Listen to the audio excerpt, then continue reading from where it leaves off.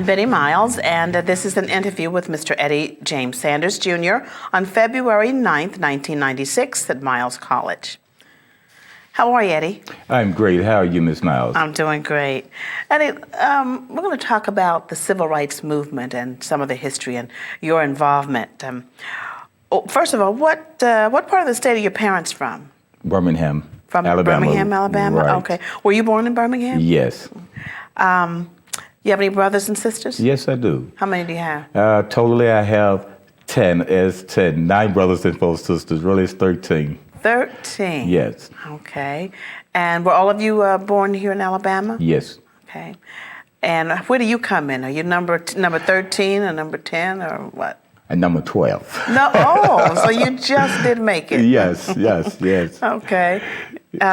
What I say when I say number 12 now, I'm 12 up. I'm the second one that was born. Oh, Right. so you were way up the line. Right. Okay. What about your parents? You said that they're from Birmingham. Mm-hmm. What kind of education did they have? Where did they go to school? They went to the public schools here. Then my mom went on to get her GED. Okay. And which it was a very great influence on me to see her do that. Where did she go to school, as like elementary school, or she and your dad? Where did they? Do you remember? Okay, no, I don't remember. We haven't talked about where they did attend school. Where did she get her GED? Do you remember, or she went to a? Yes, they had a special program back in the '60s for those persons that was interested in receiving that GED. And I think it was held at one of the local schools then. So that was like finishing high school or college, I guess, during that time? Oh, yes, like for my mom and for the entire family. When she brought that certificate home, it was like she was on top of the world. And you remember that, huh? Yes, I do. Do you remember how old you were about when I was approximately at that time about 17. Okay, so you're like, yay, Mom. Huh? That's right, that's right. That's my baby. What about your dad? Did he get his GED, or was he in the military, or? No, Dad was basically a workaholic all his life. He was employed with U.S. Steel. Now, and that he was a stayed good there at job. U.S. Steel until he retired a few years back. He spent maybe about 38 years at U.S. Steel. So working at a steel plant, that was a very impressive and really big job, wasn't it? I believe it was, especially for blacks. And that age. Yeah. Made good money then, too. I don't know about that, but anyway. And working in the steel plant, they did? Yeah, they made, back then it was good. It was good money to them. Where'd you live? What community did you grow up in with your mom and dad? Okay, I was born out in a little section called East Birmingham, and we moved to Woodlawn, and from Woodlawn to Kingston. Okay. And I'm very proud of my neighborhoods even up today. That's great. Everybody should be proud of their community. When in the community where you live, how would you describe, let's go to each one of them where you live. How would you describe your first community? Do you remember living in the first one? Yeah, the first one was in my that was my very early childhood. And we remember playing. And I didn't realize until recently, we should say, that we was poor, and we didn't know that we was poor. Okay. But the neighborhood, we stuck together, everybody played together, wasn't no fighting of this nature and staying mad with each other either. Was it a mixed community or an all-black community? No, it was all black community. So which community was that? This was East Birmingham, where I was born at. That was the first community. Right. And the next one, we moved out into the Woodlawn section of Birmingham. Did you move to a larger apartment, a larger house? It was a larger house. Okay. Because more kids were coming, so you need more room, Right. huh? How about that? Yes, and that's why I started grade school, which at that time was North Patterson Elementary School there. Okay. And how was that community for you? That community was great, too. When one have or didn't have, and the other one did have, we all had. I'm speaking about neighbors. That's when neighbors were neighbors. They shared. They shared. And when we go out and borrow or had to get food from one another, the other person did not talk about it. So you're saying, like, sometimes at home you, maybe your mom needed some meat to stretch the breakfast, or some bread or sugar, or what kinds of borrowing? What happened? Benny, let me be very factual with you and very honest with you. My mom, I remember my mom went without food for us to actually eat with days. Really? For us to eat, yes. Mm-hmm. And that always have stuck with me too, the sacrifice that she made for her children. Mm-hmm. And then you would go and she would borrow things from neighbors? Right. And what kind of things would you borrow? Well, food, grits, back Okay. then, butter beans, baked bowls, Mm-hmm. what have you, things that we could survive on. And then when you all were doing pretty good, the neighbors borrowed from you? Right. So you said it was more togetherness there, and nobody talked about it? Together, a partnership, a family life within the neighborhood itself. Now, what about the third community after that? The third community was out in the Kingston area. Matter of fact, Mom still lives in Kingston now. Okay, so did you move to even a bigger place, or just decided to move to a That different was the neighborhood? time, I guess, when the Lord was adding more blessings upon when Mom and Dad was actually able to buy a house. They started buying their house then. Okay. And what about that community? How was it? That community also was great. That's when we knew everybody in the neighborhood. We visit one another when one another was ill or in the hospital. When one didn't have transportation and need to go somewhere, it didn't even have to be a senior citizen. If we had to go to the grocery store, the kids, we used to do that. We used to go around to the older citizens' homes and ask them, hey, can I go to the grocery store for you? So did you go to store much for people? Oh, did I? Were you the main one in the family that... I wouldn't say I was the main one, but I was all the ways there because I had the big gut in the family. I love to eat. So you would go to the store a lot and they'd give you little nice things for going to the store for them? Right. But it wasn't that. It was that we did that for each other. It wasn't what I would receive in return for doing it. Sure. That was the way that you were raised, right. to do that. Right. Mm-hmm. What about your community? What kind of, do you remember in the three communities, what kind of work did people do? Did they do domestic work, or your dad worked at the steel plant or the post office? What was the makeup of the occupations of the people? Basically then, as I remember, more or less domestic work, maids, housekeeping, etc., and with a few school teachers maybe, and then a few other people that had the opportunity to work in the steel plants. Mm-hmm. The steel plant then was the number one resource for us here. Okay. What about the relationship to the police department? Were there any police departments anywhere close by in any of your neighborhoods where you lived? We didn't have precincts like we have now. Where City Hall is down, that's where the city police department was, and the city jail was, of course, on the south side, to my remembrance of Birmingham. And basically, as far as the relationship, we were afraid of the police. Were you afraid because they were mean? Were you afraid because of the respect you had, that you better not do anything wrong because the police would get you? Or was it a combination of things? Why were you afraid? Basically, it was a combination of all things, and we did have that fear. I think the extra fear was, what if we did anything wrong, or if we were just out there being a black person. There were times that the officers would pick on us or harass us for no reasons. Was there anything you could do about it? If you reported it to their boss or tell your parents about it? Benny, I'm talking back in the late 50s, early 60s now. You know what possibly would have happened there? Mr. Bull Connor himself personally probably came and tried to beat all us to death himself. So is this where perhaps, did you lose respect for police then, or that was just the way life was during that time? That was basically the way life was then, Benny. To lose respect, no, because my mama always taught us better than to lose respect for anyone. But basically, what I always remember and always cherish, that she always say, have that self-respect. When you have that self-respect, you can respect others, regardless of what the conditions might be. What about your community and the police department? What kind of relationship would you say in the three communities where you live? What kind of relationship did the community have with the police department? I mean, was it like, good morning, Mr. Police Officer, or they asked how you were doing? No. Or I remember they only came when there was a problem? They basically came whenever they wanted to. If it was a problem, we very seldom saw them anyway, but they came. And one in particular that will always stick in my mind was Car 13.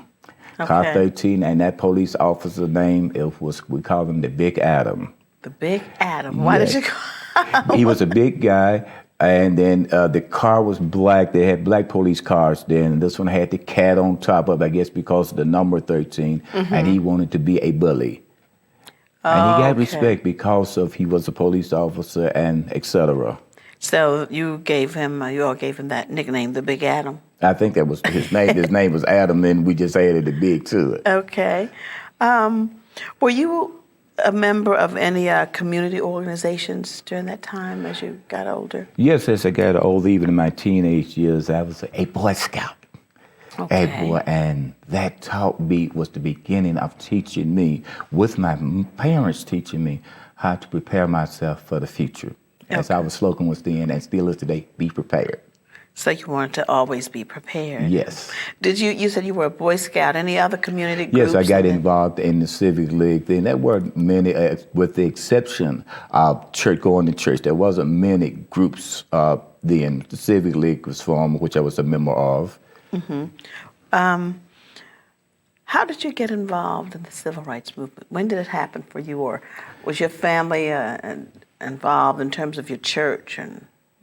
Okay, let's go back to the very beginning of your question. Now, how I got involved personally, started attending the mass meetings. Okay. Okay, this was in the beginning when we was preparing ourselves for what the big day is, first everybody getting arrested. This wasn't on our mind then, but there was meetings and meetings and meetings. And then, God knows, that's singing. I ain't gonna let nobody turn me around and start singing. I woke up this morning with my mind stayed on freedom and just thinking where we were, and then you can hear the speakers. Matter of fact, the organizer of that group was the Reverend James Bevel's and Diane Nash Bevel's, and they were from Nashville, Tennessee, and they was the representatives for the SCLC, Southern Christian Leadership Conference. Oh, and I would okay. like to mention too, because this never get mentioned, Dr. King and SCLC was invited in to Birmingham by the Alabama Christian Movement for Human Rights. Oh, okay. Which was one of our local organizations. And it was spearheaded then by the Reverend Fred Shuttlesworth. Yes. The singing, you said, it was just so moving. Is it that you just, the words, and the more you sang, you just got to be a part of it and said, we're going to move on, we're going to keep on moving, we're going to keep on fighting, not physically fighting, but fighting for rights. Right, and then all the speakers that came, they gave us something to fight for. They gave us that vision where we could be down the road. When I say down the road, 10 or 15 years, so maybe we wouldn't be able as then, we were, I guess now we were called back then the baby boomers. We were part of that area, the baby boomers, but we was trying to make things better for the upcoming generation. What did you see as some of the problems in the struggle during that time? Were there too many chiefs and not enough Indians? Were there problems in getting access to services continuously? And how did you keep up that fight?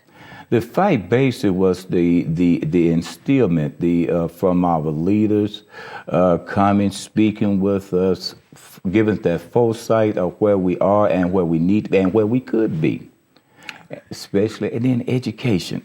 They started telling us about, hey, there's a better rainbow on the other side.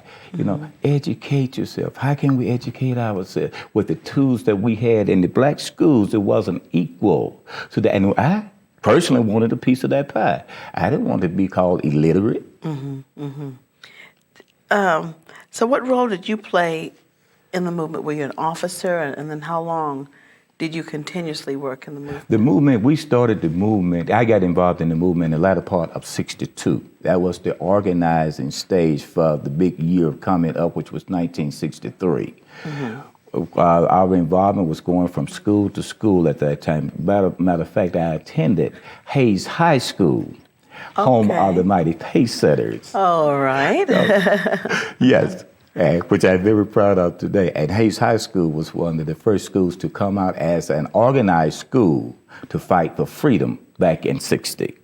When they were having meetings, like some of the mass movement meetings, did you attend any of them or on a regular basis? Basically, yes, I did, on a very regular basis. Not only did we have teachers and speakers that we set up interviews.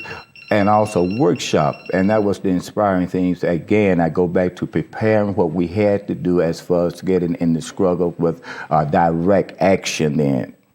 We had a workshop where we was taught, where the men was taught how to protect themselves, how to protect our ladies in case if the police sick the dogs on the police begin to beat us. We were the protectors of our queens, which were you, the ladies. Well, how were you taught to protect them? Did they say throw something at one of the dogs, or wrap a towel around your arm, or start running and throw your stuff? Okay, What did they say? No, we did not do it. We stayed focused on what our purpose and goal and aims were.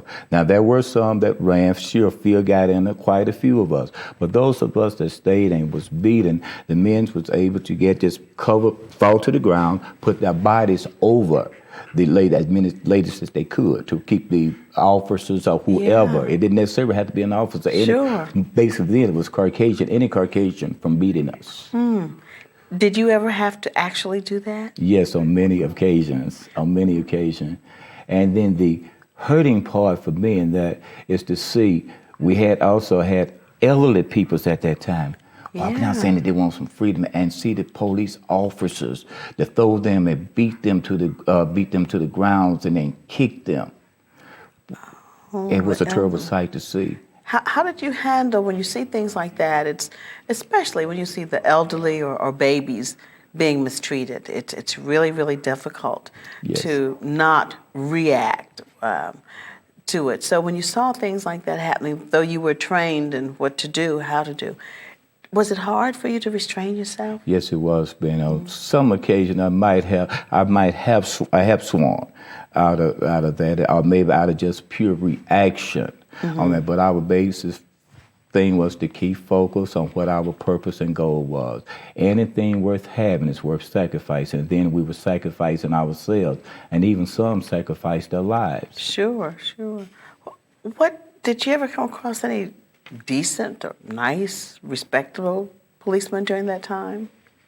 Well, I would contact with them surely in any people. There are some nice when I couldn't say that all of them was bad and I couldn't say all of them was good.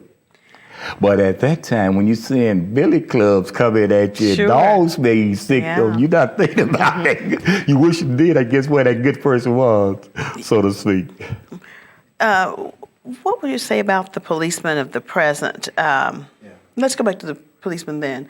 When you had your meetings, did they ever come to the meetings, stand around? Were they invited to any of the meetings? Yes, they was invited. Not only the police officers, we had people representing from the Justice Department. We also had the little spies in that be representing the police officers. They come infiltrate our organization. Sure. Yeah, we had those. Well, we didn't learn of that until later, but we assumed that that did happen there. The relationship between the police officers then, I have mixed. It was mixed. It wasn't always we were being beat up. When we talked about police officers, have you ever been arrested during that time? Were you ever arrested? Yes, many occasions. More than you can remember, or not that? Then I guess it wasn't significant for me to keep count. But yes, we have not only here in Birmingham, but we travel Alabama and also other parts of the United States with Dr. Martin Luther King. What was the experience like being in jail? My first time, I was afraid. And I must say this, watch out, Mama. My mother told me, boy, you better not get in that mess. What, Ma? Because then she was working at Lincoln Elementary School as a housekeeper, maid, or whatever we want to call it now, in Alabama, service person. and Dad was, as I told you earlier, was working at the steel plant, and they feared that was going to lose their jobs. So that was the thing, that wasn't that parents didn't believe in you and didn't want to support you. Right. But knowing what the repercussions are, and knowing that they had to take care of the family unit. Right. But when I got in jail and called my mother after spending those 3 days, you best believe Mother was there. She came down to get her son. Yes. And if you had to do some of that again, would you do it, or would you do it differently or the same? That is sort of, I would do it again because we're still trying to work now, but we'll work on the basis because, Benny, looking at things, then taking an inventory of where we came from and where we are today, and looking at the young people especially. Mm-hmm. And I think we're in a situation where we haven't taught them the suffering that was actually people incurred or was inflicted upon people then to get where we are today, for them to make things better for them. And then some people say, and it was not that long ago. Right, yeah. It wasn't. What about school? Did your schoolmates say anything to you? Or oh boy, like friends? I said, we were the pace setters, and each school had a what's called class president, and this is go back to our organizing stages there with where we would meet, and we would meet secretly, but everybody knew where we was going to meet together to go out with strategy, to know what we had to do, and then when get preparing for the day that we was all going to walk out. And then being prepared for that, we had a local disc jockey, and we like to call this name because a lot of the foot soldiers, even today, haven't been recognized in any kind of way of the sacrifice that they made. It was only the big name people. But we have many people that's actually made the sacrifices, and some is even suffering from it today, even physically, from that cause. If you were a member of a church today, or as a member of a church today, as far as the movement, SCLC, NAACP, organizations like that. Do you think that there's a need for that still today, of those organizations today in churches? Yes, it is. We need to get more involved now, to me, than more or less than we did then. Yeah. Basically, we need to be a teaching stool for our younger people. Because I feel, very truthfully, that if we had really instilled or taught of a student of today, of the sacrifice that was made. Really taught them now. Not saying that by Dr. King, everybody know about Dr. King, but there was other soldiers. And we have a tendency of dwelling on him, even though we don't even respect Dr. King. Yeah. You know, you call his name, it's King or Martin Luther. To me, that's somebody special that gave his life for us. But yet, if we teach our kids, I don't think that we will have the troubles out of them that we're having today. Non-self-respect. We got to teach that. What do you think the problem is when you talk about the movement, and we look at the movement then, we look at communities that were really, really involved. From the smaller children on up, communities got together. They went to meetings, whether it was with Reverend King or Reverend Shuttlesworth or Reverend Smith or whomever. But there was, as you talked about, a connection. Right, and even some of the people, regardless of where the meeting was, if they had to walk this out dedicated, some of the people would walk for miles just to get to a mass meeting. What do you think the problem is? Do you think, whatever the problem is, or do you think integration or had anything to do with that? To me, Eddie Sanders, yes, I do. Especially in our education part, because look like when we start integrating, and looking at it today at 1996, 95, 96, looking at it today, we lost something. We lost a lot. We seem to have lost that dignity, that pride. I love to go to school.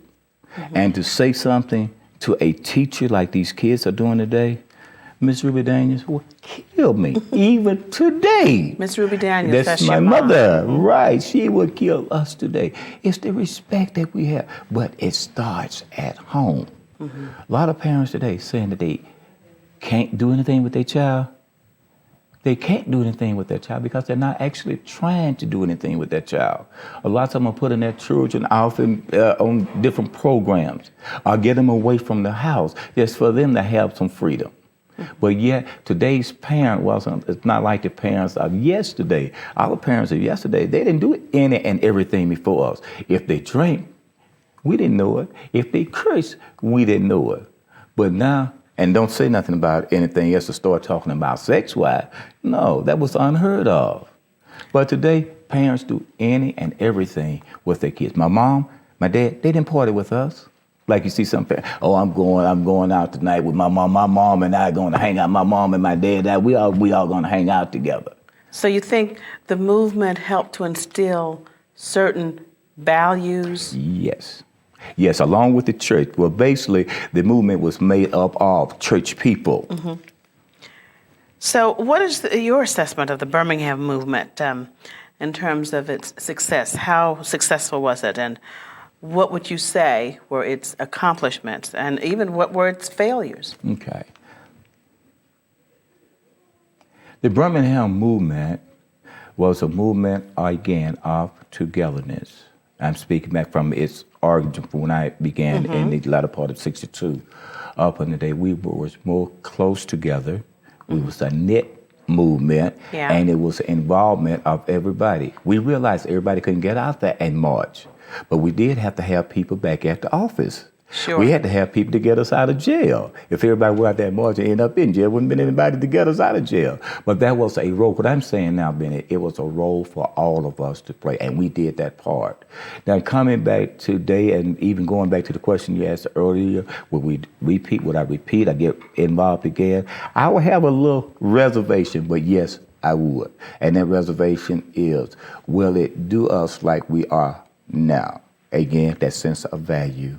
That personality, that dignity, that pride that we lost when we started integrating the schools.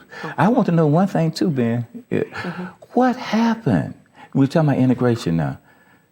What happened to all the white kids that was in the school system in Birmingham? Today, you very seldom see a white child in the Birmingham public school system. You have some now. I didn't say it wasn't right. You have some, but what happened to white folks still having children? Some of them, even though most of them are moving out of the city of Birmingham. So you think the movement, the success of the movement had something to do with that? It brought about equal opportunity for education-wise. Okay. Okay. When we began to get educated, even today, some of the same people that are in position today because of the movement, even the little position that I have as constable, if it had not been for the movement of the people getting out to make the sacrifice that they did, that white man would still have his foot on our throat. That was the question I wanted to ask you about the benefits of the movement, your family, your community, realizing any benefits as it relates to the movement. And was able to buy a home. The job that you have today and things that you've accomplished. Right. A lot of jobs. We would not even have a black mayor. People in any position, not only the mayor, but police officers. And it hurts me so dearly to even see some of our arms. When I say our arms, I'm talking about the black police act so unprofessional. And I said, it's not only in Birmingham, but it hurts. And it goes back then and say, well, it used to be a time when it wasn't nothing but white folks. Now we got integration now, and that is good.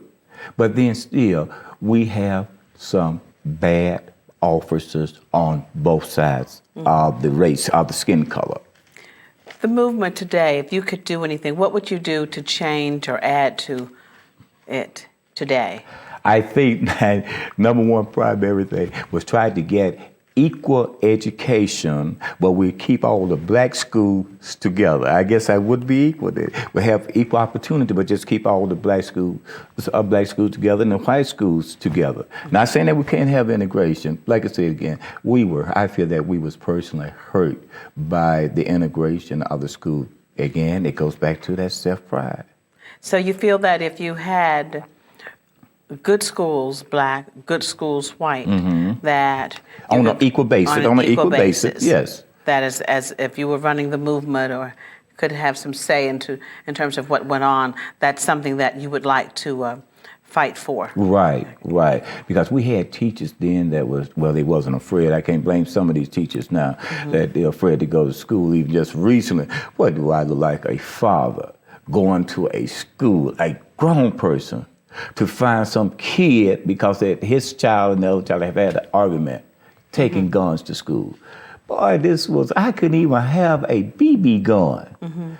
And talking about coming in the house anytime you get ready. No. We had to be on the porch at dusk dark.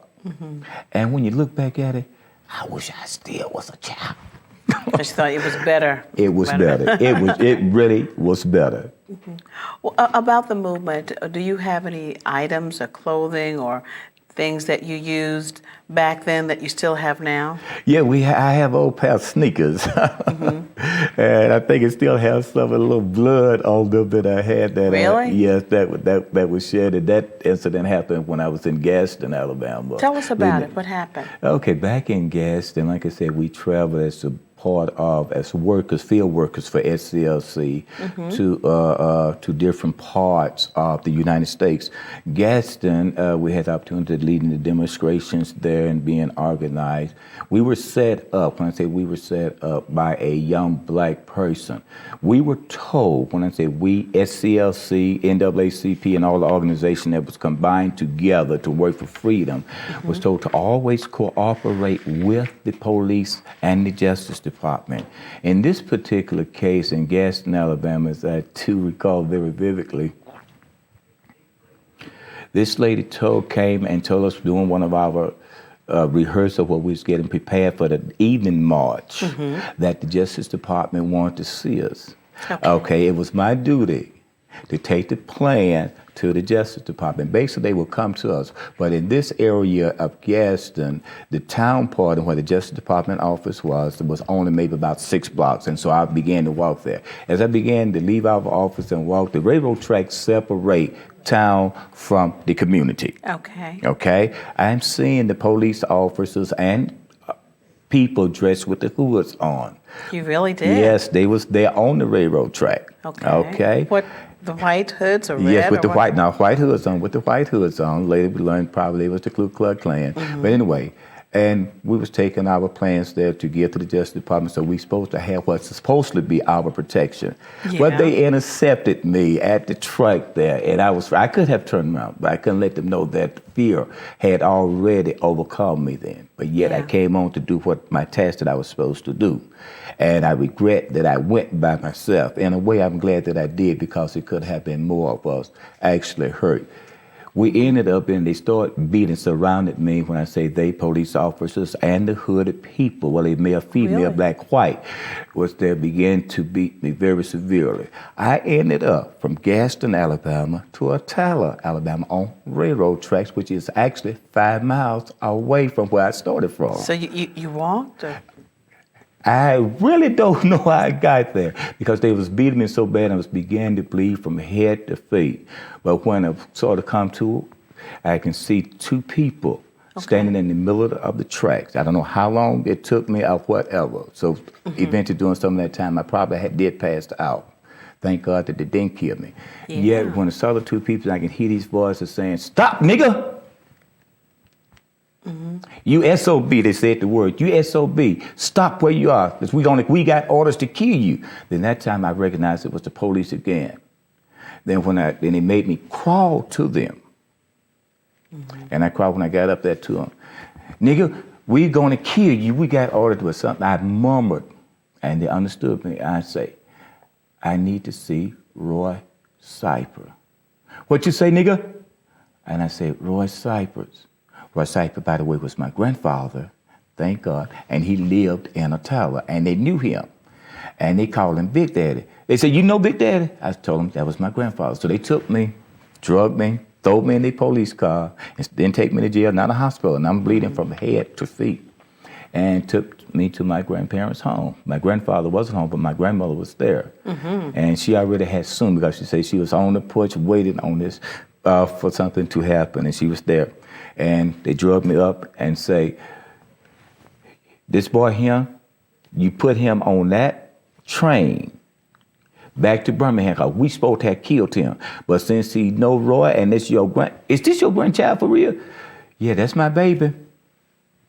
"You put him on the next train back to Birmingham, and he cannot come back in this area no more." Okay, we waited till they left, and my grandmother, bless her sweetheart, now she's going on home now, resting with Jesus. And she started trying to get some of the blood off. In the meantime, I'm trying to get my contact back in Gaston. So I end up trying to call a cab, and it was 2 black cabs. I don't remember the cab companies that were in the Attala Gaston area. But anyway, we called both of them, and when my grandmother told them who I was, they said, "No, we already got orders from the police department not to pick him up." Oh, really? Yes. And so my grandmama, for some reason, went on and called a white cab. Bless his heart, this gentleman came. And we told him what was going on. He said, "Yes, I heard they got it all over everywhere. They should not bother y'all like this." He said, "Son, I want you to do this one thing. You're bleeding too bad. I want you to get in the back seat of my car and lay on the floor." So they probably going to stop me, but I don't want you to move for nothing. And I'm going to get you to Gaston. Okay, I told him where I was staying. Then I was staying with some residents of Gaston, the late Mr. and Mrs. Frank Drains now, which was some beautiful people that opened up their homes to the civil rights workers that were staying in Gaston. But you never got any medical care? Not right then. Got there, when they got me to Mrs. Drain's house. Mrs. Drain called Dr. Stewart, which was a black doctor there. They took me to Baptist Hospital of Gaston. I laid on the stretcher out in the hallway in the emergency room for several hours, and without getting the help, people would come by. The hurting thing then, Benny, was for the nurses and the orderly, which was black, to come by and spit on me. The black ones did? Yes. Why? Didn't anybody know? We found out later that was their job. They was told to do that, and they was trying to protect them job. That hurted me more than the pains and the agony that I was going through then. But however, one of the nurses did make contact with Mrs. Strain. They wouldn't release me from the hospital, nor would they do anything for me. But however, she was able to she and Dr. Stewart got together, and they was able to get a white doctor. Oh. A white doctor had to get me released from Baptist Hospital, and he transferred me then to the Holy Name of Jesus Hospital. And there's one thing very ironic that happened while I was in the emergency room, just prior to me getting treatment. One of the police officers that I recognized, and he recognized me, helped beat me up. His wife had a heart attack. This officer came, and I don't remember his name, came over and apologized, and also made the arrangements with the hospital that any medical needs that I need, that he would personally take care of himself. And I guess he did, because we never did receive a bill from it for that. And he did apologize, and we started praying together and said, "Don't worry about it." What age were you then? Then I was still about in that 17 age bracket, 17, 18 years old. Very interesting. And does it frighten you now that if something happened that people would march again for a cause as it relates to the movement? You said you would kind of think about it, but would you be afraid of being beaten again to that extent? If we got a cause now, I wouldn't be afraid to even give my life for it. And we do have a cause. Our cause now is for we as blacks to come together and forget those of us that are in position to help lift up and pick up our brothers and sisters that are down, that's reaching out, that actually needs our help. What I'm saying, I think so many of us that have gotten a position from the movement, by the way, have gotten very complacent. We have forgotten where we came from and how we got where we are today, and the sacrifice that was made. See, Dr. King and Valerie Rousseau wasn't the only two people that was killed for the cause of freedom.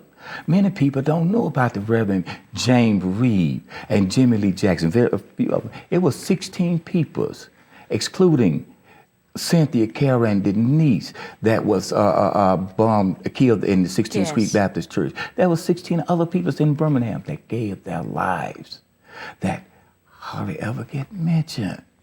I remember a little kid riding his bike, Virgil Ware, there you see, was killed for no reason at all. When I think about that, this can happen again. You know what it seemed like to me today? In 1996, it seemed like we are taking a U-turn. We're going back where we came from. Because I think one thing, our complacentness and our refusal as a black people, as a black church child of God person, to help our sisters and brothers. We are too much in self. If we can leave self alone, we can go out and accomplish anything that we want to. Yes, sacrifice is going to be made. I'm sure more blood is going to be shed. But we are happy in doing God's will. Is there anything, Mr. Sanders, that I didn't ask you that you'd like to comment on before we close? Yes, I would. I would like to say this, if I could interject, in our young people particularly. See, our young people is getting accused of a lot of things that they're not doing because I guess the way the system has this age group and what called the grown people. Because I think a young person is a person, an adolescent or a teenager. But see, when I see a person now 20, 25, and 30 years old, I don't think he's a child out killing people. But anyway, if I can instill in them the dignity to have that self-pride and self-respect, you know, we don't need guns. It's not how we wear our hair and all these old parts. Boy, if I came in with my clothes even open, less than I'm falling off of my posterior, you know, it's not, where's our pride? Yes, I was still in them, basically, pride, dignity, self-respect. When you have self-respect, then you can let self-respect spread abroad, where you have respect not only for yourself, but for your fellow man. And we are our brother's keeper. Thank you. You're welcome. Thank you.